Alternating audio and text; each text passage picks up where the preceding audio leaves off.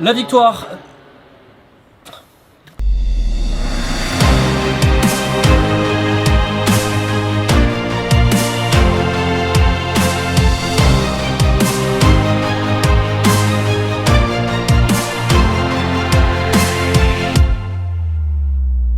Bonsoir à toutes et à tous, c'est un plaisir de vous retrouver pour un nouvel épisode spécial du débrief après le FC Dieppe en fin de saison dernière, le FC Saint-Lô il y a quelques semaines. C'est un plaisir ce soir pour moi de présenter ce nouvel épisode de notre émission depuis le stade Maurice Baquet, le SM Gonfreville-Lorcher qui nous fait le plaisir de nous accueillir. Une émission spéciale ce soir avec en fil rouge la rencontre entre le SMGO et le deuxième l'AG Caen. Vous allez voir les images dans un instant et les invités qui vont donc se succéder les uns après les autres autour de notre plateau. Prenez donc place.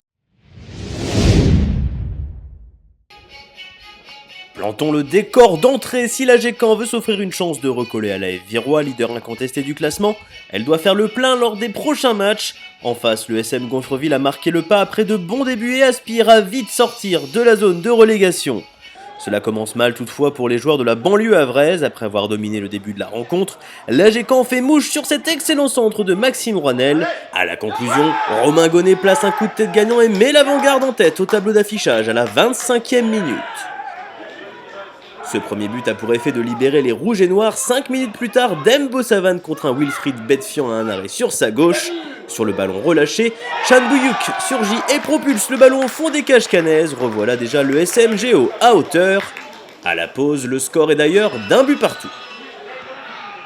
Au retour des vestiaires, Gonfreville et Canet reviennent avec l'intention légitime de prendre l'avantage. Sur une offensive, ce sont les locaux qui vont partir à la faute lorsque le premier buteur Romain Gonnet est fauché dans la surface.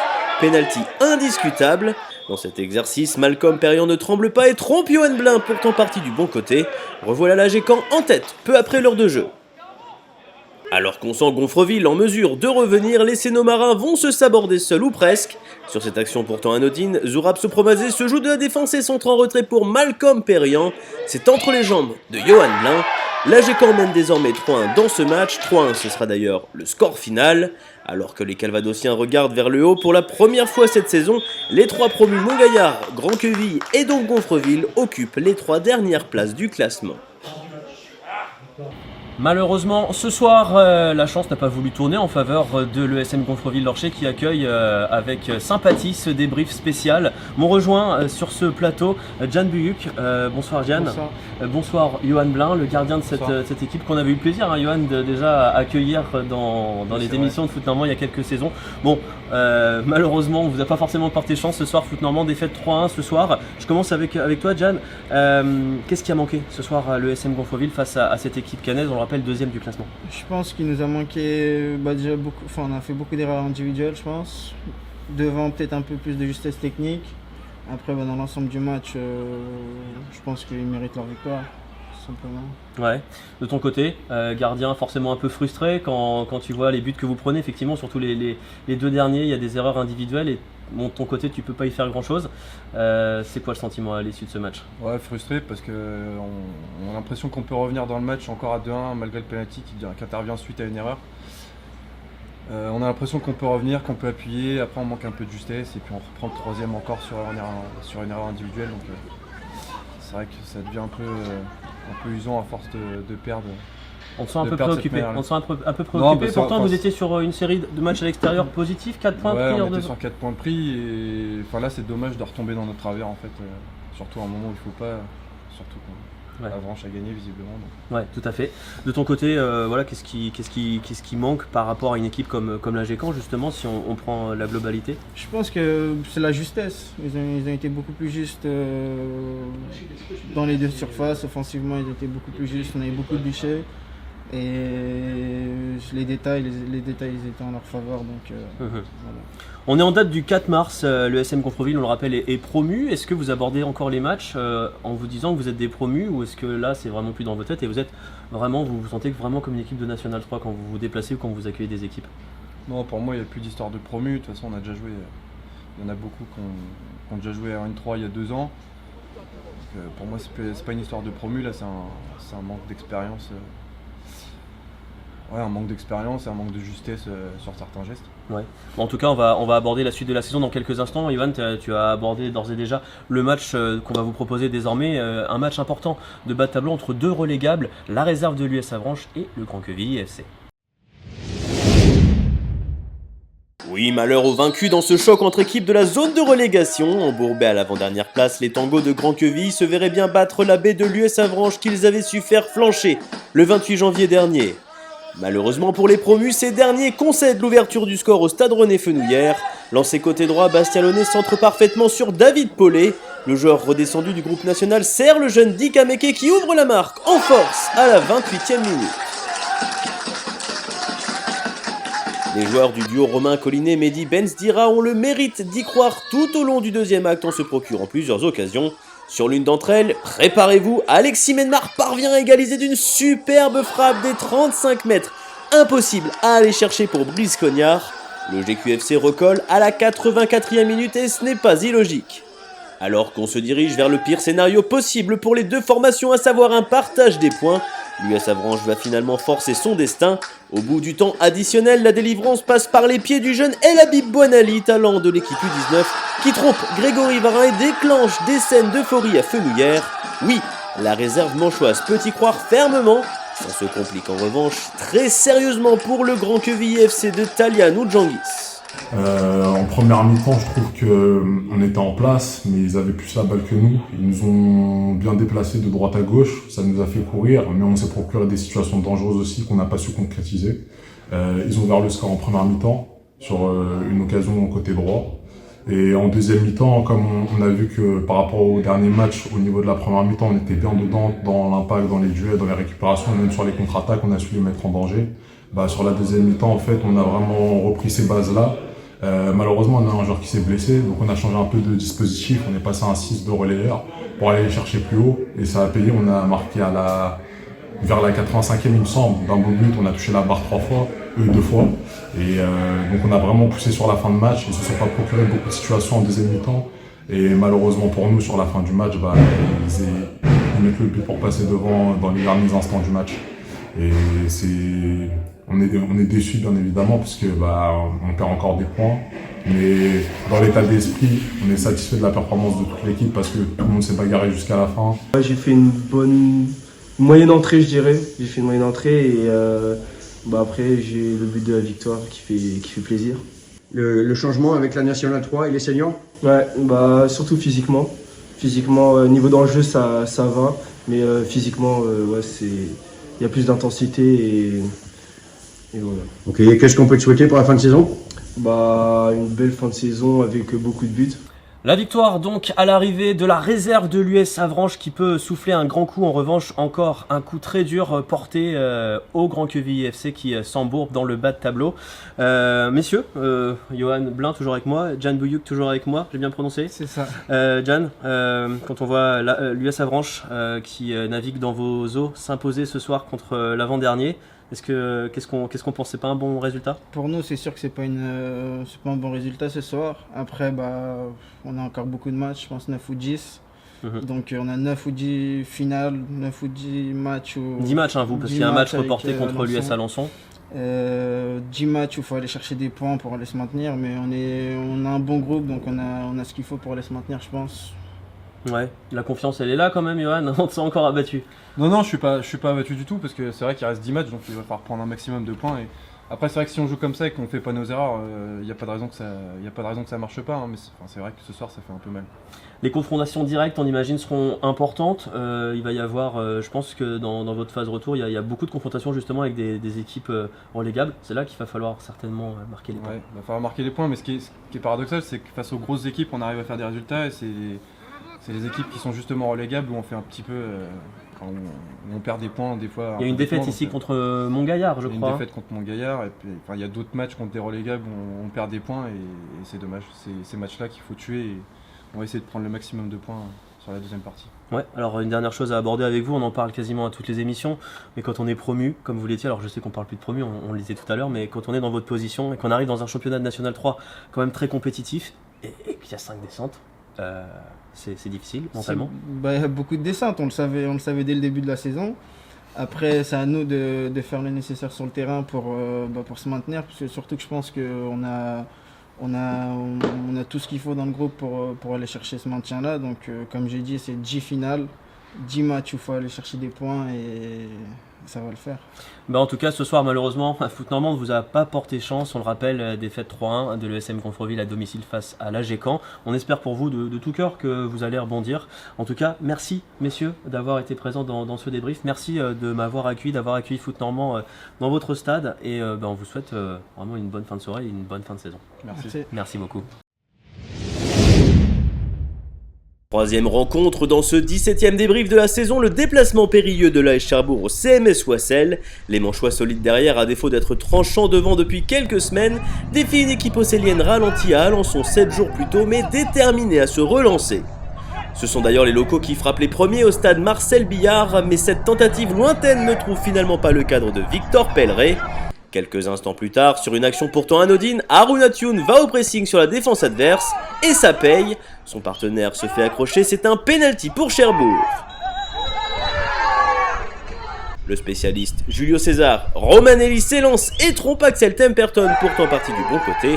À la surprise générale ou presque, les joueurs du Cotentin mènent 1-0 après 28 minutes. Ils ne sont d'ailleurs pas loin de doubler la mise quelques instants plus tard, mais Temperton sort cette fois vainqueur de son duel avec Haruna Thioune. Au retour des vestiaires, Oissel revient plus fort, les hommes de Romain Djoubri se procurent notamment cette grosse situation, mais Victor Pelleret peut compter sur une défense déterminée. Finalement, à 15 minutes du terme, Cherbourg va se mettre à l'abri. Suite à un déboulé côté gauche, le ballon est centré au point de pénalty pour Yanis Fleury. Entré peu de temps auparavant, le joueur de 26 ans conclut de près et offre définitivement les 3 points à son camp. Au stade Marcel Billard, l'AS Cherbourg bat le CMS Oissel 2-0 et c'est une surprise, ou peut-être pas. Surprise, j'ai envie de dire oui et non, parce que je pense que comme nous disait le capitaine, nous on a une équipe, si on est tous ensemble, je pense qu'on peut on peut battre n'importe qui sur ce championnat-là. Après bon, à part Vire qui est vraiment au-dessus, après là on voit que le Havre par exemple sur certaines situations, mais je pense que voilà, tout peut se passer dans le championnat-là en fait. On arrive à battre la Caen, on arrive à battre Oissel, à contrario on perd contre Montgaillard. C'est complètement l'opposé dans le championnat. Après, je pense que voilà, nous, on est une équipe qui est costaud défensivement. Nous, on joue les transitions. On va pas se mentir, on joue les transitions offensives. On essaie d'aller vite vers l'avant parce qu'on a des joueurs, voilà, la capacité de jouer comme ça. C'est notre style de jeu. Faut pas, voilà.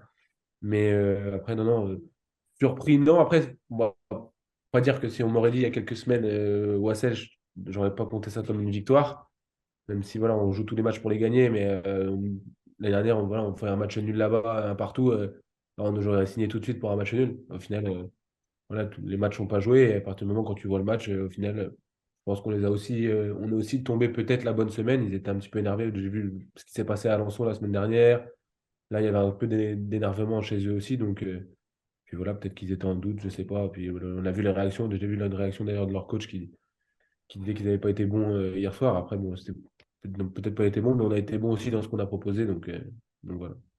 La suite de ce débrief donc avec une surprise, la victoire de Cherbourg du côté de Oissel, retour toutefois ici à Gonfreville avec 2 invités, les invités vainqueurs, heureux vainqueurs ce soir, l'AG Caen on le rappelle 3-1 face à Gonfreville, dans la chaleur de Gonfreville, vous le voyez certainement. M'ont rejoint Olivier Meurion, l'entraîneur de l'AG Caen, bonsoir Olivier. Bonsoir. Et Morgane Ardouin, défenseur, je vais le rappeler quand même, nommé dans l'équipe type la saison dernière, membre de l'équipe type de la saison dernière en National 3, bonsoir Morgane. Bonsoir. Bon, victoire ce soir à Gonfreville, je vais commencer avec vous Olivier, jamais facile de venir jouer ici, 3-1, ça va mieux pour l'AG Caen après une petite période peut-être de creux. Oui, le mois de février n'a pas été à la hauteur de ce qu'on espérait en termes de résultats, puisqu'on a enchaîné 3 matchs sans victoire. Et on a renoué avec la victoire la semaine dernière, dans la douleur, mais on l'a fait. Et ce soir, forcément, l'objectif était de continuer, en tout cas d'avoir une deuxième victoire d'affilée. Et c'est ce qu'on a fait dans des conditions très difficiles, toujours à Gonfreville, parce que c'est une équipe qui a beaucoup de qualité. Et il fallait qu'on soit bon et qu'on ait un bon AG Caen ce soir pour pouvoir l'emporter. De ton côté Morgane, tu étais sur le terrain évidemment, la victoire contre Montgaillard est arrivée un petit peu sur le tard la semaine dernière, elle a fait du bien peut-être dans les têtes pour aborder celui-ci? C'est sûr que venir ici en étant deuxième ex-aequo plutôt que troisième avec plus de points de retard qu'on avait, forcément c'était une meilleure position pour nous et aujourd'hui on prend les 3 points et ça nous soulage encore plus, sachant que on se rapproche du haut de tableau quand même. Vous êtes le coach forcément Olivier, donc vous avez un regard forcément peut-être un peu différent de vos joueurs par rapport à ce mois de février dont on parlait il y a quelques instants. Est-ce qu'il y avait vraiment du moins bien ou est-ce que c'était une phase où la réussite vous fuyez finalement, parce que vous en avez un petit peu ce soir de la réussite finalement? Oui, il y avait un petit peu les deux. Il faut pas oublier que dans les 3 matchs où on n'a pas marqué, où on n'a pas gagné, on a joué 2 fois le leader, qui a perdu qu'une fois depuis le début de cette saison. Donc il faut aussi relativiser. Et puis on a aussi eu un manque de réussite ou un manque d'efficacité, parce qu'il y a beaucoup de choses on aurait pu faire, notamment contre Vire le 4 février où on avait la balle de 2-0 et de gagner, et puis à la sortie on perd à la 90e. Et puis à Cherbourg où on a une quinzaine d'occasions et qu'on lâche 3 points facilement. Donc voilà, je ne parle pas du match retour à Vire où on a fait un match nul 0-0 qui était plutôt un bon résultat, mais c'est vrai que dans ce mois de février, il nous manque à minima 4 points. La victoire de Cherbourg et le match nul de Vire, et si on enlève le match nul de Vire, puisqu'ils ont pris 2 points de plus, on serait à 1 point 2. Ouais, ce serait un petit peu plus rapproché. On serait à 1 point. Voilà. Olivier, je vous remercie en tout cas parce que la transition est toute trouvée. Vous restez avec moi, messieurs. On va tout de suite se projeter vers le duel de ce week-end. Le leader virois justement qui recevait une réserve à Brest qu'il avait su vaincre il y a quelques semaines à l'extérieur. Je pense qu'on a pas mal de situations, mais voilà, on n'a pas été efficace. Et puis ouais, le match nul, je pense qu'il est logique. Le feu follet virois Anas Lanrabet a éteint le suspense. Non, ce week-end, l'AF Virois n'est pas parvenue à prendre les 3 points contre la réserve du Havre qu'elle avait pourtant battu 2-1 voilà quelques semaines. Elle n'est d'ailleurs pas non plus parvenue à marquer à domicile. Les hommes de Cédric Ouaro ont pourtant beaucoup essayé à l'image de ces 2 centres venus de la droite. Le premier est difficile à reprendre pour l'attaquant Arthur Dallois qui tombe sur un Mohamed Koné sorti à bon escient. Sur le second, l'ancien Rouennais se fait finalement enlever le ballon de justesse par Aristide Ouam. Le Havre n'est pas en reste et riposte sur ce tir cadré. Louis Deschâteaux se détend bien sur sa gauche. Au retour des vestiaires, Dorian Charlier fait passer un frisson dans le stade Pierre-Comte, mais son tir n'accroche pas le cadre de Mohamed Koné. Quelques instants plus tard, ce déboulé dans la surface aboutit à la plus grosse occasion sans doute de la mi-temps, mais sur ce centre, Anas Lanrabet bute à son tour sur Koné et Mathias Imbert. Le Havre n'est bientôt pas très loin de glacer l'ambiance, mais Ismaël Guerti trouve Louis Deschâteaux sur sa route. Le dernier grand frisson vient à l'arrivée de Vire sur un ballon que les jeunes Hackmen peinent à dégager. Le ballon revient sur Dorian Charlier qui tente un extérieur du pied difficile qui retombe finalement au-dessus des buts de Koné. Ce samedi 4 mars, le leader du championnat n'y arrive pas et doit se contenter d'un partage des points avec la réserve havraise. C'est la 3e fois sur ces 4 derniers matchs à domicile que l'AF Virois ne parvient pas à l'emporter. On tombe sur une très belle équipe, très différente que celle il y a un mois quand on a joué le match aller. Ouais, c'est une très belle équipe, très solide défensivement. Ça reste un match quand même qui a été assez équilibré, où on a rencontré une équipe viroise très homogène et qui s'est créé 2-3 situations qui auraient pu nous mettre en difficulté. Nous aussi, on a un point de satisfaction parce qu'on a quand même bien défendu, même si on a manqué de finesse sur l'aspect technique au milieu de terrain et puis on va dire d'agressivité dans la zone de finition. Quand on voit la qualité de l'équipe en face, c'est une équipe, franchement, elle peut être dans les 2 premiers largement, parce qu'il y a vraiment des très très bons joueurs partout. Malgré tout, voilà, nous on est solide, on est cohérent, on se crée des situations. Bon, on est un peu moins efficace en ce moment, mais il faut continuer à travailler. Les buts vont revenir, je me fais pas de soucis là-dessus. L'AF Virois qui lâche donc à nouveau 2 points à domicile, 0-0 face à la réserve du Havre. Si on cumule ce résultat avec la défaite de Wassel à domicile contre Cherbourg, eh bien ce qu'on peut dire, Olivier, Morgane, c'est que l'AG Caen, tout en haut, est le vainqueur du week-end. C'est, j'imagine, un week-end sur le plan des résultats, Morgane, qui fait plaisir, parce que les derniers week-ends n'ont pas trop souri dans ce sens-là. Ah bah oui, totalement. On reprend 2 points sur le leader, on reprend 3 points d'avance sur Wassel qui a un match en moins encore. Mais forcément, c'est un bon résultat pour nous. C'est toujours difficile de venir gagner ici à Gonfreville et c'est un bon résultat pour nous. J'espère que... il nous reste 9 matchs encore avant la fin de saison. C'est long, c'est encore assez long. Et on va tout faire pour se rapprocher encore de la première place parce que ça reste quand même un objectif et on va pas se cacher. Et il faut essayer de rattraper les points qu'on a perdus sur le mois de février qui n'a pas été. Le coach que vous êtes, Olivier, quand on vous parle de première place, il y a quand même un écart avec le sommet. Donc 7 points ce soir, hein, si je ne me trompe pas. Vous voulez vous en parler à vos joueurs ou pour l'instant c'est peut-être pas à pas, marche par marche? L'objectif du club a été annoncé et ainsi de suite. Moi, mon objectif depuis le début de saison, c'est de gagner le prochain match. Donc, tant qu'on en gagnera, on se rapprochera du haut du tableau. Voilà. Mais on peut pas. J'ai plutôt tendance à penser que l'objectif à court terme est pour l'instant la seule motivation qui m'intéresse. Et on verra ensuite dans les 5 derniers matchs où on en sera. Parce que ça sera certainement sur l'usure mentale qui ça pourra être aussi intéressant. Donc là, pour l'instant, le match est terminé à Gonfreville. Mon prochain match, c'est l'ASPTT, en Coupe de Normandie, puisque c'est le prochain match à gagner.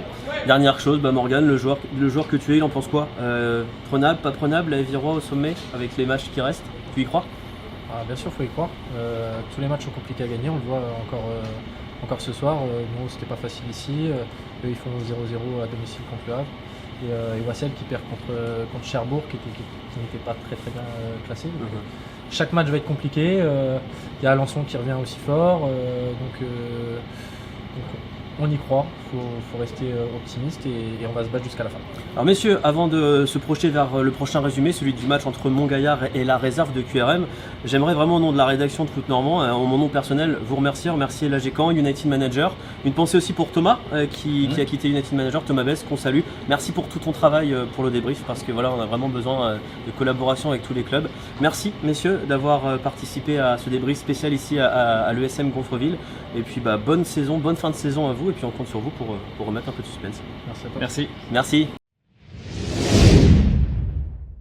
L'histoire de ce Montgaillard que vit Rouen commence par un coup franc, celui d'Abou Amadou frappé à la 9e minute qui fuse au fond des cages hors de portée de Rudy Boulet et offre l'avantage à la Lanterne Rouge en mal de points.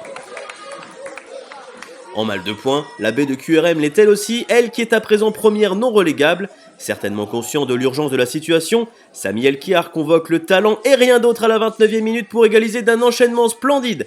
Dribble derrière la jambe d'appui, frappe enroulée du gauche, l'un des plus beaux buts marqués en N3 cette saison. Et voilà QRM qui recolle. Les hommes de William Louiron n'ont toutefois pas la partie facile au stade Yuri Gagarin et Ali Diallo contraint Boulet à une parade sur sa droite pour préserver les visiteurs du 2-1 en faveur de Montgaillard. Quelques instants plus tard, ce n'est pas Boulet mais le poteau qui frustre les Havrais. Le tir de Cheikh Diaby heurte en effet le montant avant de sortir.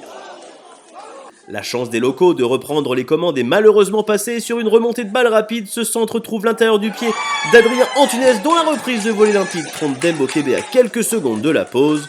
Le coup est rude pour le dernier du championnat qui va toutefois faire front et trouver récompense à la 88e minute alors que tout espoir semble perdu et que QRM se dirige vers la victoire. Ce centre venu de la gauche voit Tiana Mberi parfaitement se coucher à la réception. La reprise surprend Boulet trop juste. Montgaillard arrache le 2 buts partout et si ce score n'arrange absolument personne, les Havrais stoppent enfin leur série de 4 revers de rang. Dernier match à vous montrer dans ce débrief, ce FC Dieppe FC Saint-Lô met aux prises 2 pensionnaires de la première moitié de tableau au coup d'envoi. En plein renouveau, les Harans sont les premiers à se mettre en évidence.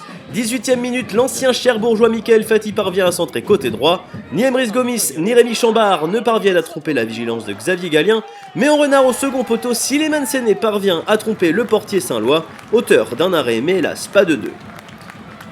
A la pause, Nicolas Burel et ses partenaires sont devant au tableau d'affichage et au retour des vestiaires, ils ne vont mettre que 3 petites minutes pour s'offrir un avantage de 2 buts. Lancé dans la profondeur, Emrys Gomis a le geste juste pour placer son ballon hors de portée de Gallien. La soirée saint-loise se complique. Elle va toutefois retrouver de l'éclat une poignée de secondes plus tard. On retrouve comme contre-avranche une semaine plus tôt le duo Tony Lambard-Thomas Vovy. Côté gauche, le premier est à la passe, le second à la conclusion. L'écart n'est alors plus que d'un but au stade Jean Dasnias. Et puisque ce début de deuxième acte est complètement fou, Dieppe ne tarde pas à reprendre le large. Côté gauche, Emmanuel Latron centre, Xavier Gallien et Dylan Prodhomme se gênent. En renard, Michael Fati n'a alors plus qu'à propulser le ballon au fond des cages pour le 3-1 à la 56e minute. Bien que réduit à 10 suite à l'exclusion de Rémi Chambard et malgré d'autres occasions manchoises, les Diepois s'offrent à l'arrivée leur 4e victoire en 2023 en l'espace de 7 matchs. C'est la première victoire acquise contre Salon depuis 5 ans. Je suis resté du club. Donc une belle victoire. D'accord. Comme quoi il ne faut jamais perdre espoir. Et non, un grand chapeau au garçon.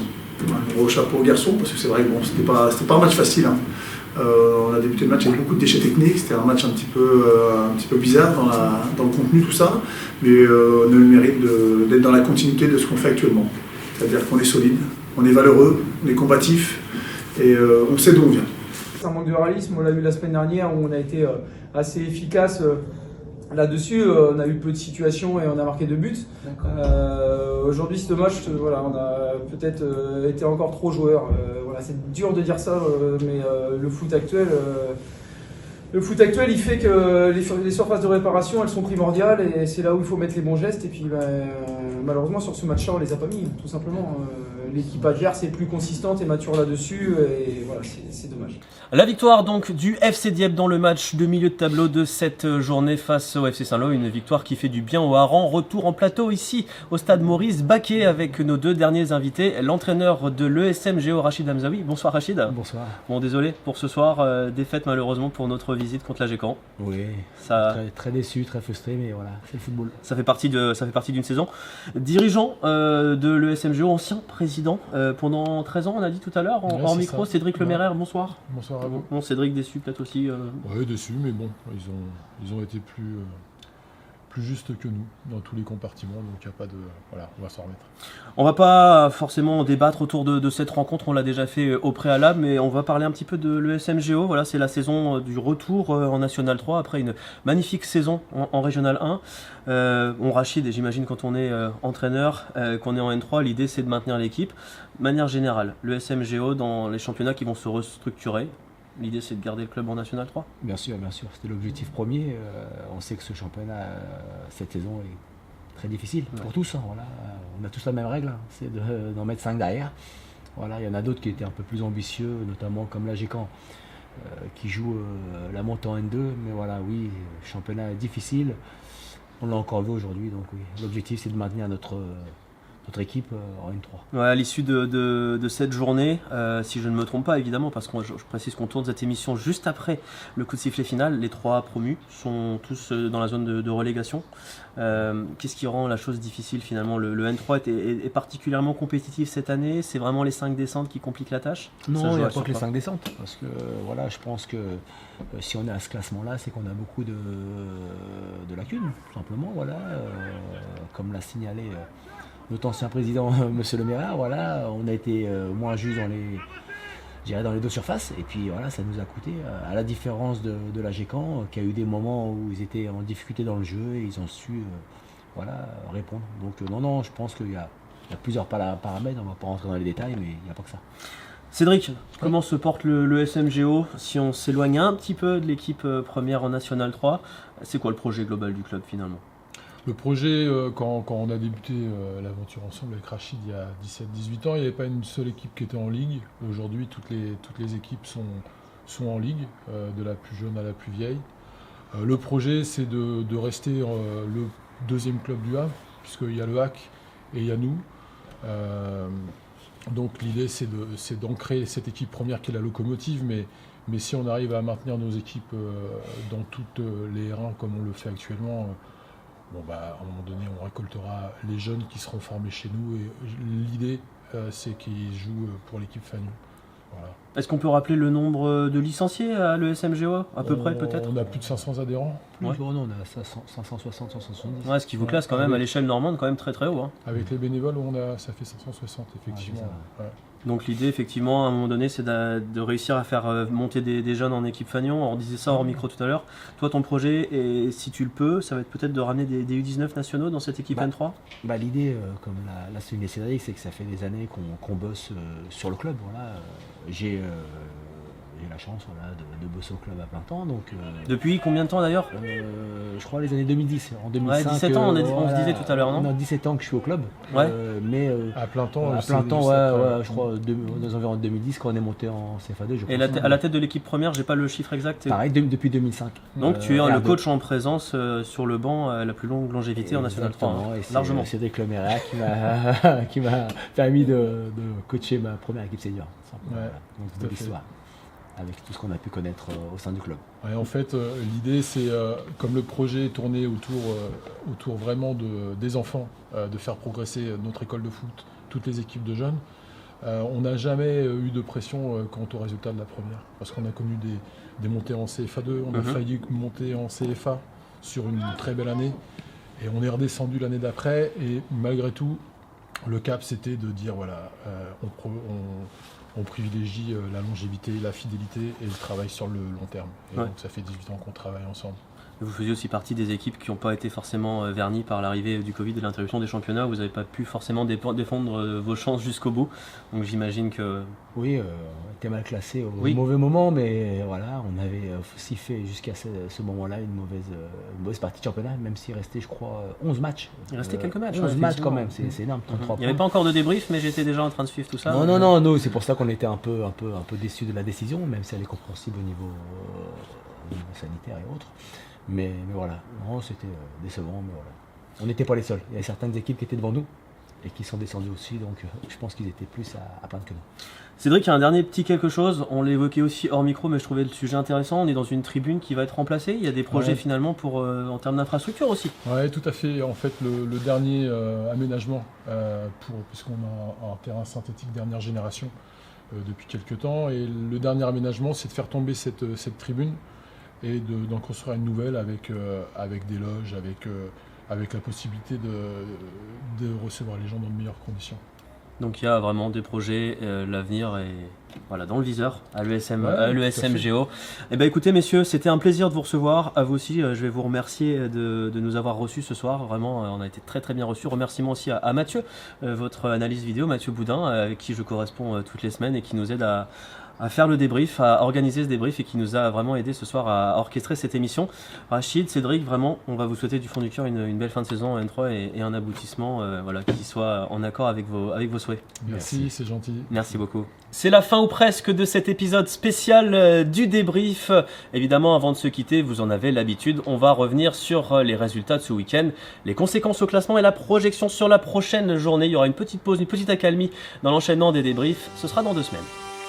Avant de faire relâche le week-end prochain, les formations normandes du National 3 ont lâché un peu les chevaux après quelques journées moins riches en buts. En 6 rencontres, les filets ont tremblé à 15 reprises, alors que la rencontre entre le SU Div Cabourg et l'US Alençon a été reportée en raison d'un terrain impraticable.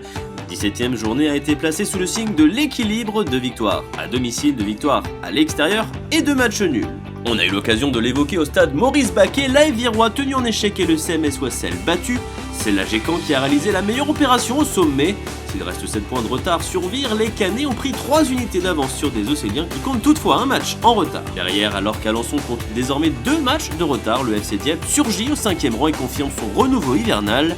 Le Havre se maintient dans le top 7 et l'AS Cherbourg se donne une fois de plus un peu d'air sur la zone rouge. Dans la deuxième partie du tableau, le FC Saint-Lô a confirmé son irrégularité du côté de Dieppe.